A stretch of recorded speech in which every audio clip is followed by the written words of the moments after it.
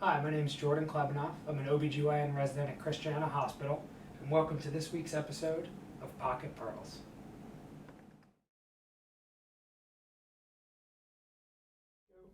Welcome to this week's episode of Pocket Pearls. I'm here with two of my co-residents, Dr. Siri Holton and Dr. Tanya Hoke. And today we're going to be talking about what used to be referred to as chorioamnionitis.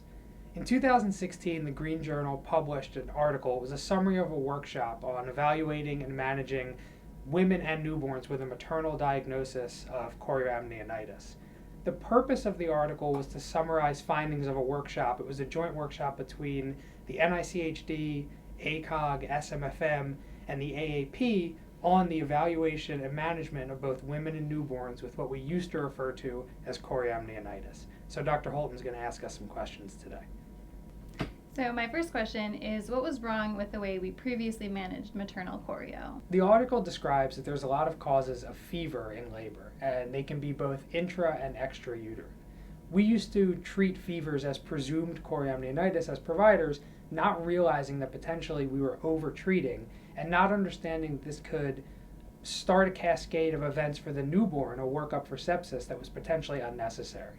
So the hope of the article, as they describe it, is to really limit treatment to both mothers and newborns that are at highest risk for adverse events. So how did we used to diagnose chorio? Chorioamnionitis used to be determined by maternal fever and one or more of the following: uterine tenderness, maternal or fetal tachycardia, elevated white count, or purulent discharge from the cervical os. So now, how are we diagnosing chorio? Well, what's important to know is that actually they're recommending that the term chorioamnionitis not be used and it be replaced with something that rolls right off the tongue, triple I. And triple I stands for inflammation or intrauterine inflammation, infection, or both. So super easy to remember. The way we're diagnosing it now is, again, with the evidence of maternal fever and then one or more of either fetal tachycardia, so above 160 beats for 10 minutes, a white count from mom above 15,000 in the absence of steroids, frank or purulent vaginal or cervical discharge, and if you also can get intraamniotic evidence of a microbial invasion. So you'd have to do like an amniocentesis for that.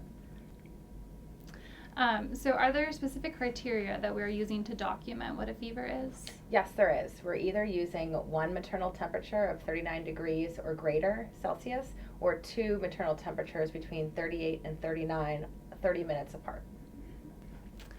So what if I only have some criteria that meet the diagnosis? Let me just say that's an excellent question. So if you only have a maternal fever, what we can call that now is an isolated maternal fever. If you have maternal fever and then any one of those criteria we listed for triple I, we call that suspected triple I. It's only going to be after delivery that we send the placenta down to pathology for analysis, or if you have amniocentesis evidence of a microbial invasion, that you can diagnose someone with confirmed triple I. So how should I treat my patient that has a fever? So if there's an isolated maternal fever, it is appropriate to continue to monitor them and not initiate antibiotics. But if you suspect triple I or there's confirmation of triple I, antibiotic regimen should include ampicillin 2 grams IV every 6 hours and gentamicin 350 milligrams IV every 24 hours. So if I've started antibiotics for one of my patients, when do I stop them? So stopping antibiotics should not be an automatic thing after delivery. It should really be more of a clinical decision based on the patient. If there's a vaginal delivery, it can be appropriate to discontinue antibiotics postpartum. But women who have C-sections, the general recommendation is to continue for one more dose postpartum as they're at higher risk for endometritis. Excellent explanation. So to summarize what we found today, the term chorioamnionitis should really be avoided, and we should move more towards intrauterine inflammation, infection, or both. It's much easier to just say triple I. Important things we discussed today is that there is a difference between isolated maternal fever, suspected and confirmed triple I. To diagnose suspected triple I, you need maternal fever and then one of the previous things that we had listed.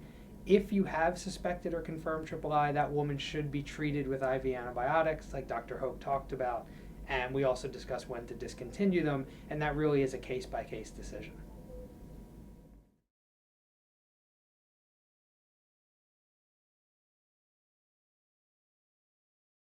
maternal or fetal. Can we start over? I'm sorry. Okay, sorry. Go. The problem is that they found that there's a lot of causes of infection. Damn it, go back, get it back. It's me an effing disaster.